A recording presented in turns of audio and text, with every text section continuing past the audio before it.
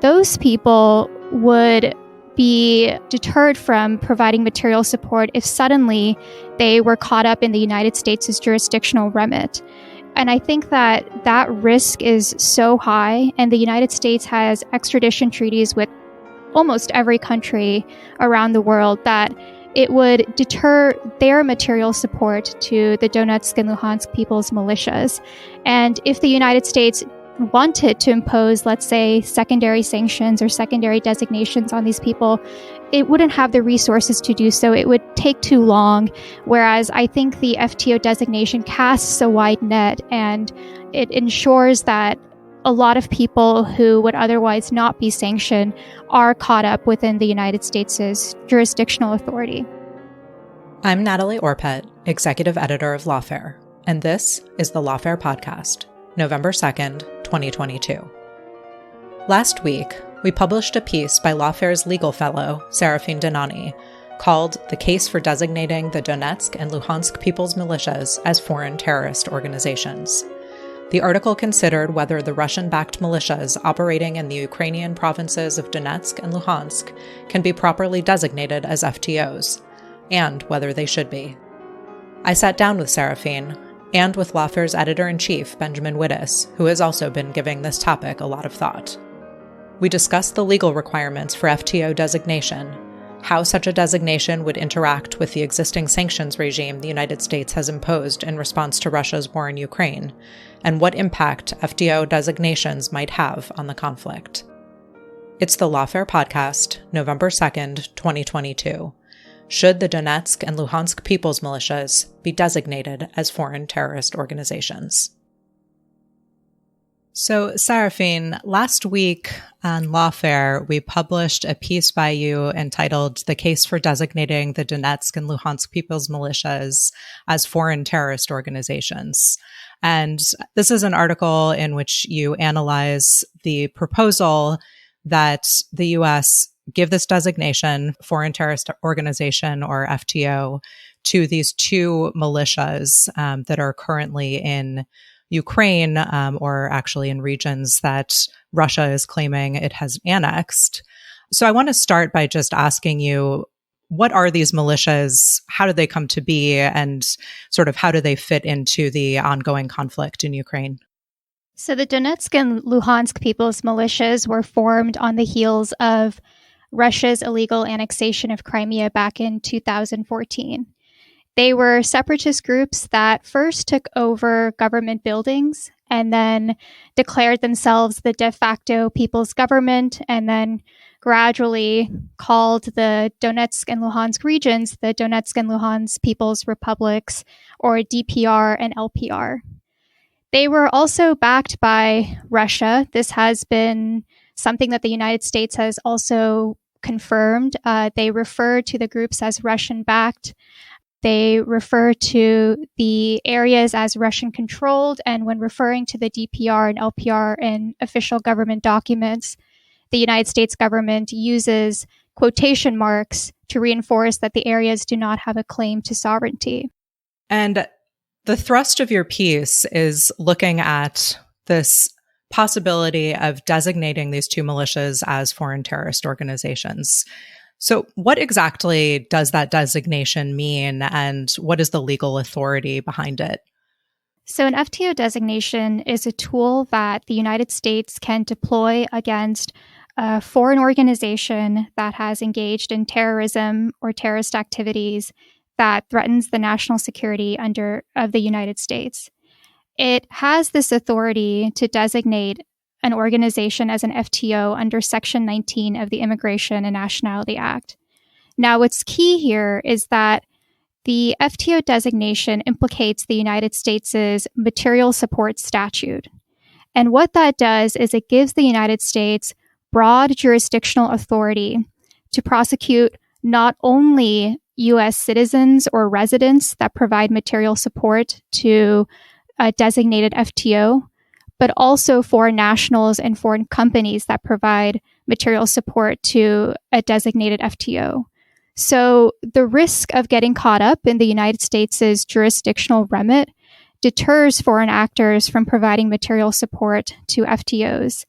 In this way, an FTO designation plays a critical role in curtailing support for terrorists, makes it incredibly difficult for them to operate, and ultimately pressures the group out of the terrorism business altogether.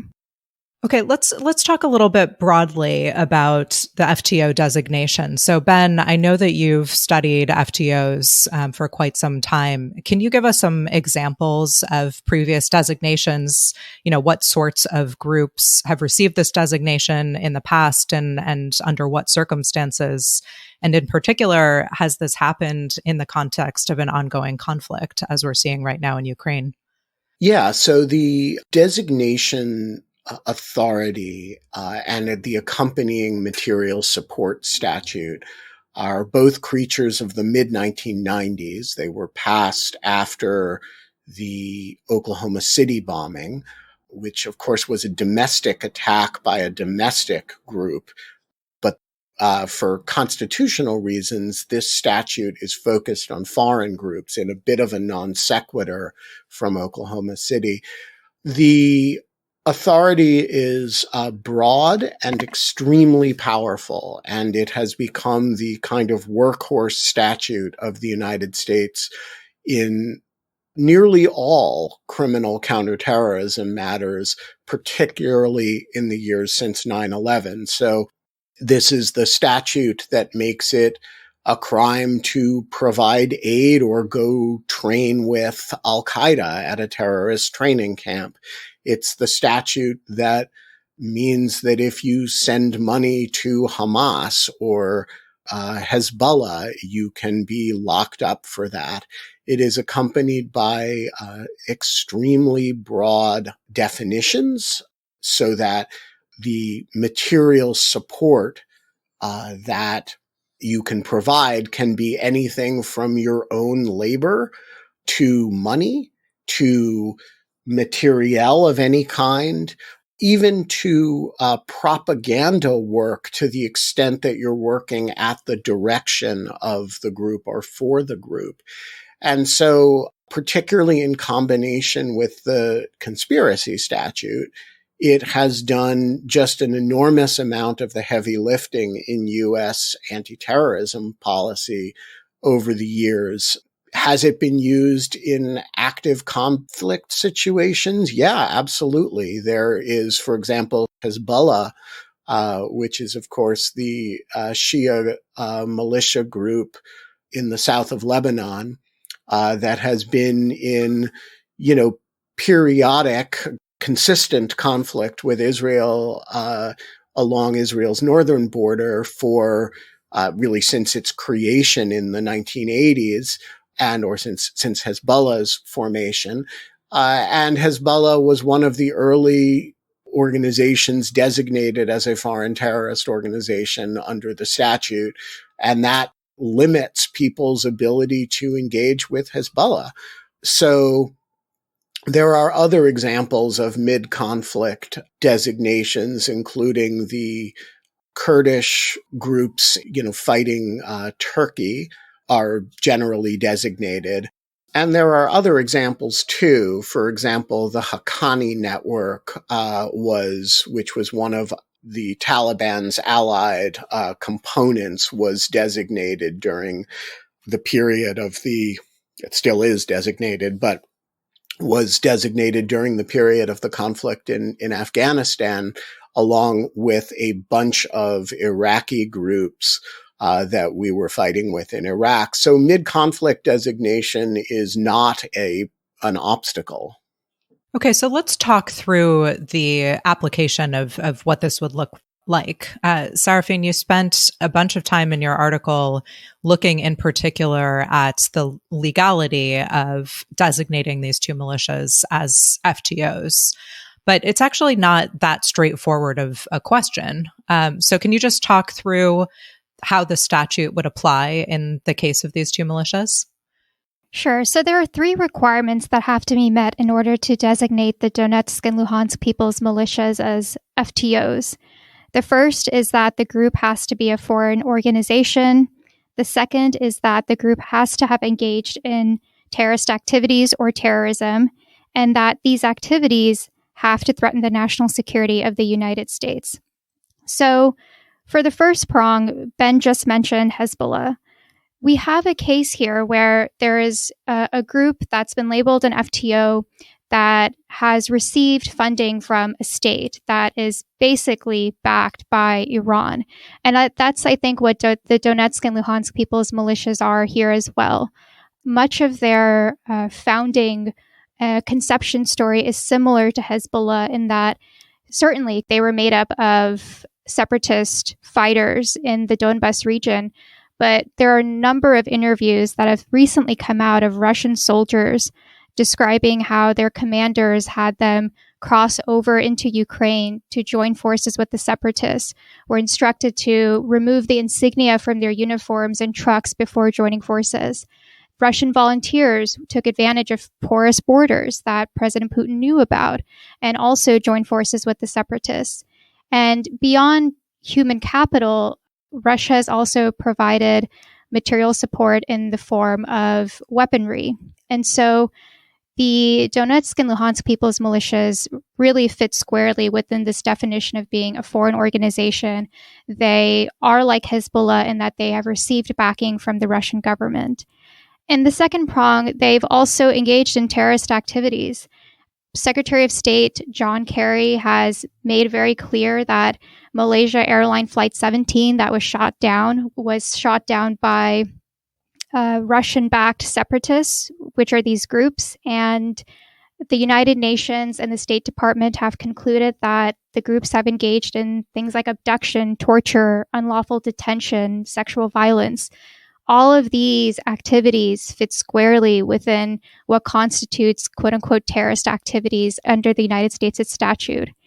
And then finally, President Biden has said that the so-called Donetsk and Luhansk people's militias' occupation of the region undermines international law, threatens the peace, stability, and sovereignty and territorial integrity of Ukraine. And all of this together threatens the national security and foreign policy of the United States. So both that these are foreign organizations that have engaged in terrorism and terrorist activities, and that these activities threaten the national security of the United States makes them ripe for FTO designations.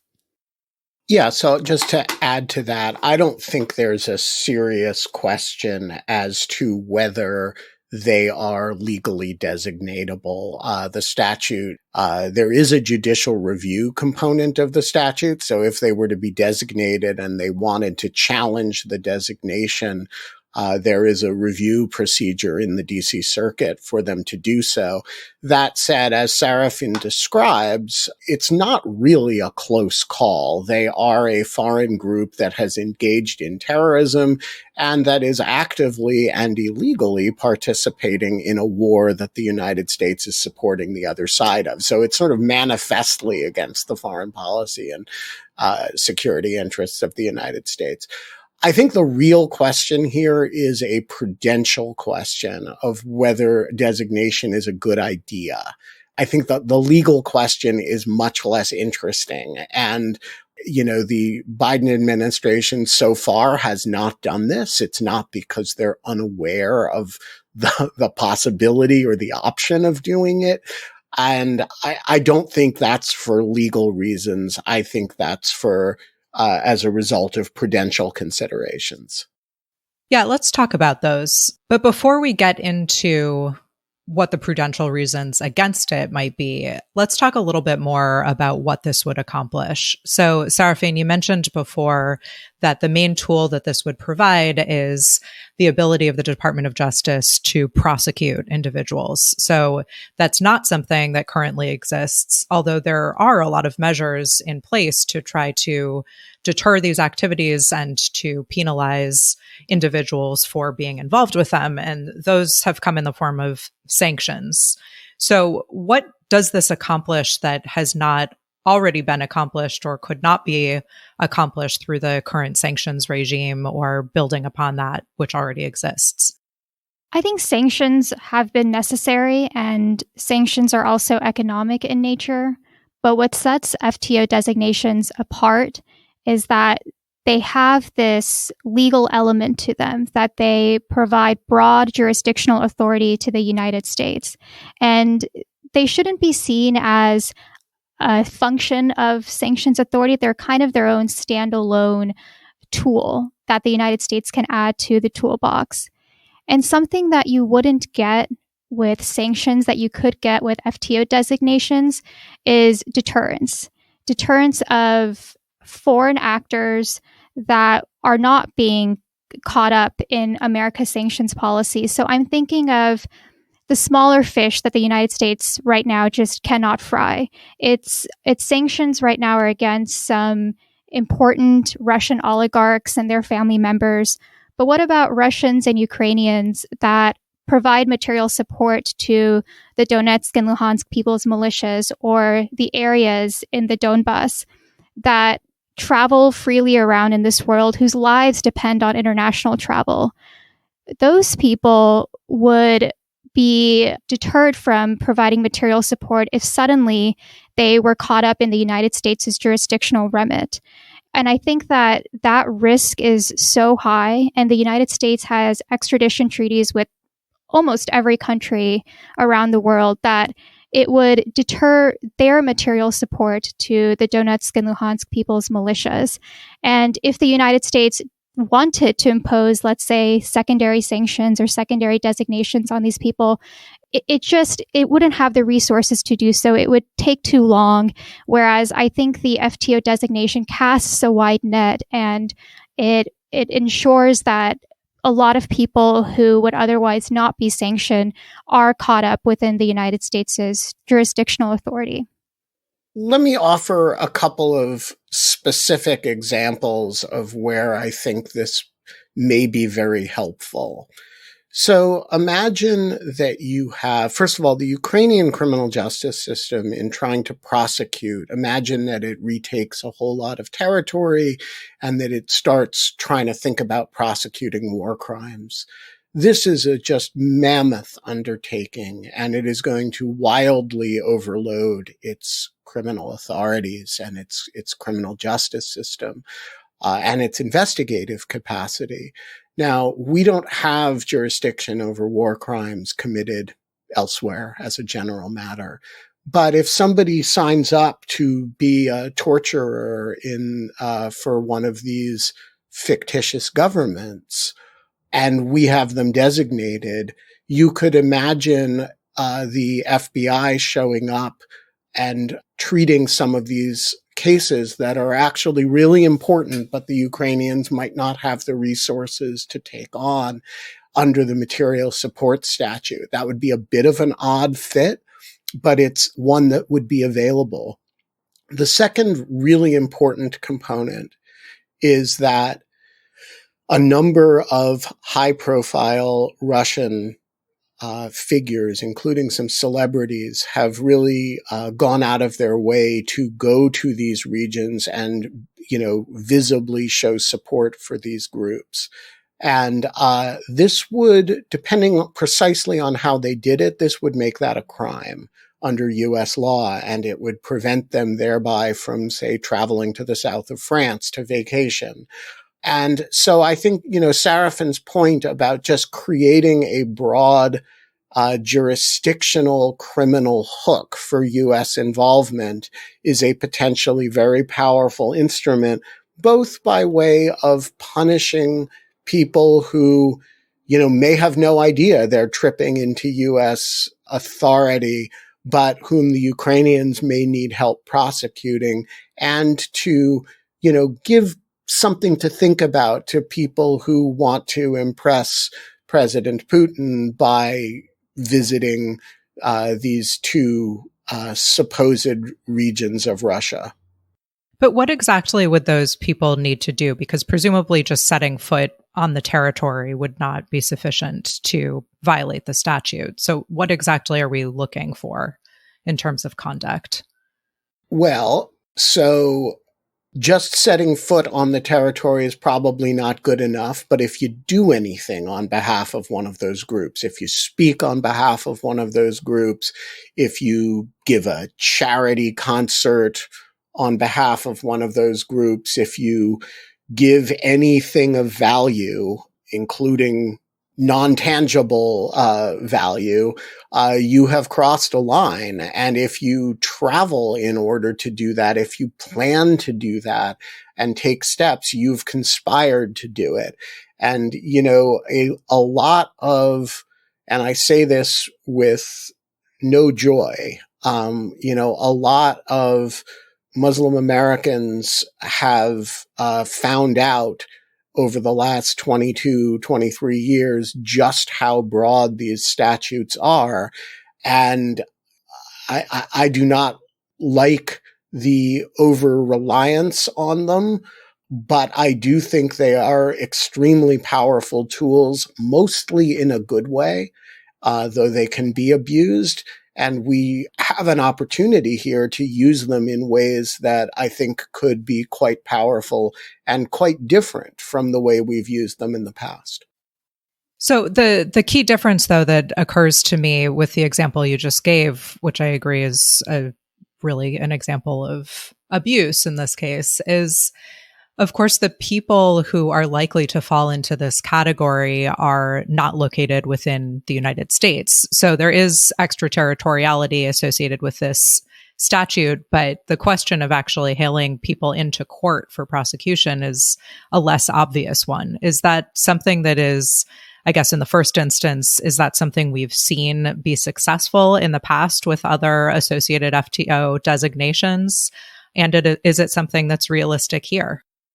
Yeah, so after 9/11, the Congress changed the law actually in response to the Guantanamo problem, right?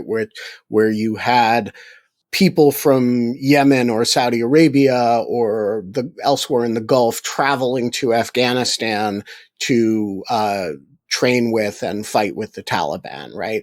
And we had no criminal jurisdiction over those people, which is one of the reasons the Guantanamo problem developed. And Congress fixed that, or depending on your perspective, fixed that or created this new environment after 2004, where they made it extraterritorial. So now if you are a Saudi national who travels to Afghanistan to take training from al-Qaeda to fight on behalf of the Taliban, you have violated the material support law, even if you couldn't identify the United States on a map and have never been there. And mostly the statute has not been used that way, but it has sometimes. My view is that there is a pretty good policy debate to be had whether that degree of extraterritorial criminal jurisdiction is a good idea. But as long as we have it, it seems to me that a Russian who goes to Ukraine to provide material support to the Luhansk People's Militia, or a Ukrainian for that matter, who does it, is no different from a Gulf Arab who goes to, the Al-Farouk training camp. Now, I agree with you that the universe of such people who are likely to end up in U.S. custody is in the short term very small because they're not traveling from the United States. They're not returning to the United States. And we don't have boots on the ground in a fashion that is going to cause us to capture them, which is what happened in Afghanistan in 2002. However, I could really foresee a situation in which the Ukrainians capture large numbers of people and actually want to put a bunch of them on trial, but just don't have the resources to do it and say, hey, U.S., do you have jurisdiction over any of these? Are there any of these that you can take off our plates? And I think we should probably be using our criminal statutes in ways that allow the maximum number of answers to such questions to be yes. So the example that you gave, though, sounds to me like you're saying that given that we're in the middle of an ongoing conflict, in my hypothetical, if they were Russians or if they were people fighting on behalf of Russia, then I believe the detention authority that Ukraine would have for holding them would be under the laws of war. Is it even legal for Ukrainians to shift jurisdiction to the U.S. for criminal prosecution in that context? So it's an interesting question, and I am not certain of the specific answer to it. I do know that Ukraine has the authority to prosecute, prisoners of war. Some of these people, by the way, it may not consider prisoners of war because to the extent they're not Russian military, Ukraine may just regard them as local criminals. After all, this is an area that internationally is acknowledged to be Ukraine's sovereign. And so, these people can cosplay as a state and now as a region of Russia because Russia purports to have annexed it. But from a Ukrainian perspective, they are simply local criminals who are defying the state. And so the question may be a little bit more acute with respect to Russian soldiers, but I don't think those are the people who are most likely to be at issue. Okay. So I think we've hit on a couple of challenges in terms of how this might play out. But Saraphin, in your article, you also spoke about some of the policy downsides that may exist or that some critics of this idea might identify. Can you talk us through those? Sure. So one of the first downsides, I would say, is it seems like the United States has the power to impose secondary designations on individuals that provide material support to the Donetsk and Luhansk people's militias through the sanctions we already have in place. The United States has not practiced this authority, and so why would it then prosecute foreign nationals if the Donetsk and Luhansk people's militias are designated as FTOs? And I think it's important to see the FTO designation and the secondary designations as two different tracks, just because the United States has not practiced its authority to secondarily sanction individuals that provide material support does not mean it won't prosecute foreign nationals that provide material support to an FTO designated entity. And to that point, there's also a question that Ben just alluded to and actually spoke at length about, which is, well, it seems like the Ukrainian justice system is the better one that's fit to hear these cases. It's unlikely that Russians or Ukrainians that are sympathetic to the separatist movements will find their way into the United States. So shouldn't we just let Ukraine handle these cases? And when it's time for Ukraine to have its truth and reconciliation process, when the war comes to a close, it will be important for Ukraine, I think, to have some support from a partner that respects the rule of law, that has a sound justice system, that can basically take on some of these cases and help the Ukrainian people see that justice is served with some of these individuals that have provided material support during the war to the separatist groups. I think perhaps one of the biggest argument that warrants attention is that by designating the militia groups as foreign terrorist organizations, that might actually spur calls to designate Russia as a state sponsor of terrorism. And that makes sense, right? Where Russia is the one that's providing the sponsorship for the Donetsk and Luhansk people's militias to operate. If we were to designate them as FTOs, it would then logically be consistent to designate the sponsor as a state sponsor of terrorism.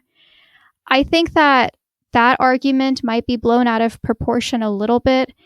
To my understanding, designating a group as an FTO does not necessarily follow that the state that sponsors them will also be designated as a state sponsor of terrorism. So Ben earlier mentioned the Haqqani network. The Haqqani network has close ties to the Pakistani intelligence forces. And yet when President Obama designated the Haqqani network as an FTO, he made very clear that Pakistan would not be designated as a state sponsor of terrorism. And so President Biden has also made very clear right now that he has no intention of designating Russia as a state sponsor of terrorism, that we are not in the business of doing that, we're not trying to send a message to Putin that we're in a world of regime change, because one of the ways to delist a country from SST designation is by having the leadership change altogether.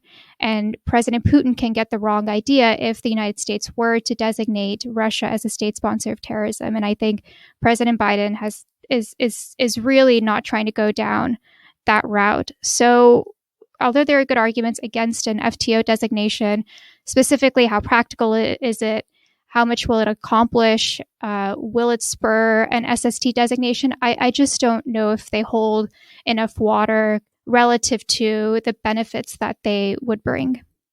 So I want to pause really quickly on this, because there actually have been calls for Russia to be designated as a state sponsor of terrorism. So you mentioned that, Biden has said that this is not something that we are interested in doing because it might imply to Putin that we are interested in regime change. But what are the rationales? What are the responses to people who say, no, Russia deserves to be designated as a state sponsor of terrorism, and so sure, if FTO designation for the militias is going to help make the case for that to happen, then let's go for it.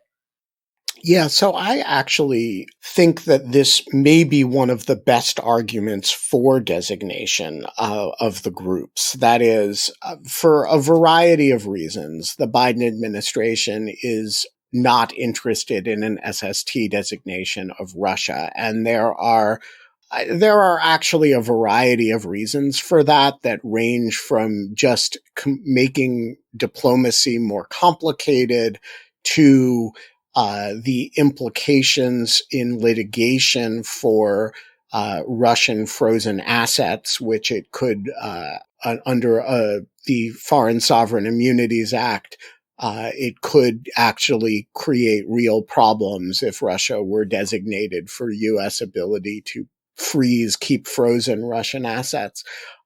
And so one possibility is that the downside that Saraphin identifies, that you may help build the case for SST designation by designating the sponsored groups as foreign terrorist groups, that is absolutely correct, but it could actually have the opposite effect too. That is, people rightly want the word Russia associated with the word terrorism, because Russia is engaged in a genocidal campaign that involves, all kinds of civilian harm that are intentional and that are designed to terrorize. This is, strategic bombing, right? Which is something that some of us thought had been left behind a number of decades ago. And so one possibility is that if the administration can't do the SST designation because the collateral costs of it are too high, maybe you let the air out of that balloon a little bit by saying, okay, but the Russian-backed groups in Eastern Ukraine, we are going to designate them as terrorist organizations. And so, we're not going to jump the whole river, but we will wade into it. And, part of me thinks that will just increase the pressure. But part of me thinks, hey, you could really let some air out of this particular balloon and do it in a way that has some significantly constructive effects, like giving yourself jurisdiction to provide all sorts of law enforcement support to the Ukrainians.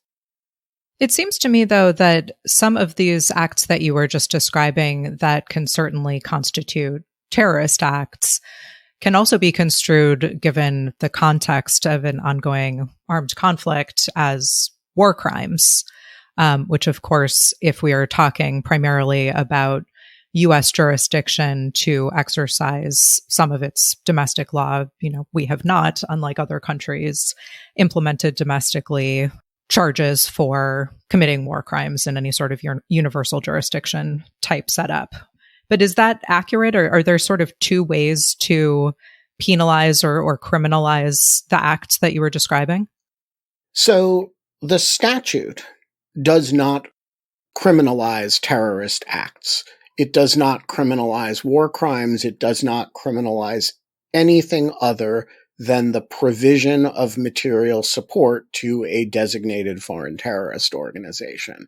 And so sometimes the material support can be in the form of giving a check or, holding an event and raising money or, as is in a real case in the United States, engaging in propaganda activity on behalf of the group, right? But sometimes, sure, the material support could be fighting for or committing war crimes on behalf of.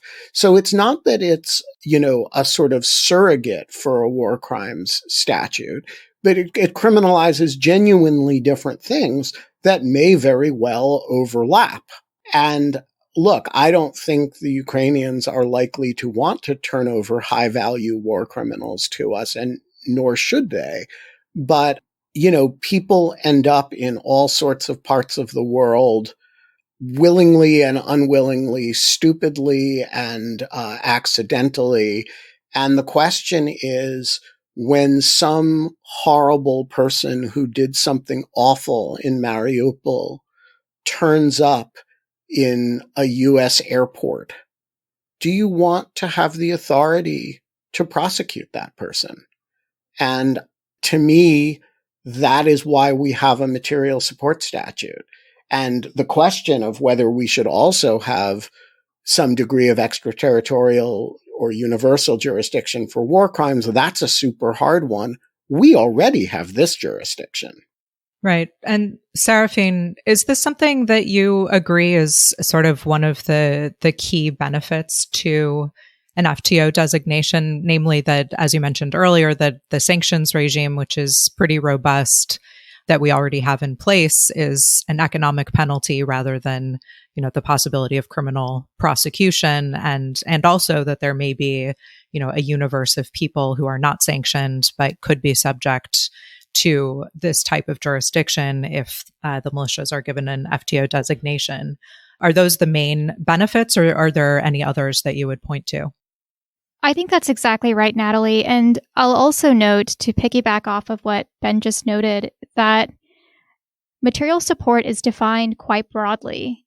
And the Supreme Court has made very clear that even material support that is given to a designated FTO for humanitarian purposes, for example, or for peaceable purposes, would still constitute material support under the statute and would then allow the United States to prosecute the individual or the foreign national. And so I think that's right, that it's this broad jurisdictional power that the United States has over foreign nationals, that material support is defined so broadly. Any sort of support essentially that's rendered to an FTO would bring it under the United States' jurisdictional authority. All right, we're going to leave it there. Saraphin, Ben, thank you so much for joining us. Thank you. The Lawfare podcast is produced in cooperation with the Brookings Institution. You can get ad-free versions of this and other Lawfare podcasts by becoming a Lawfare material supporter at patreon.com/Lawfare. You'll also get access to special events and other content available only to our supporters. Please rate and review us wherever you get your podcasts. Look out for our other podcasts, including Rational Security, Chatter, Allies, and The Aftermath, our latest Lawfare Presents podcast series on the government's response to January 6th. Check out our written work at lawfareblog.com. The podcast is edited by Jen Patia Howell, and your audio engineer this episode was Jay Venables of Goat Rodeo. Our music is performed by Sophia Yan. As always, thank you for listening.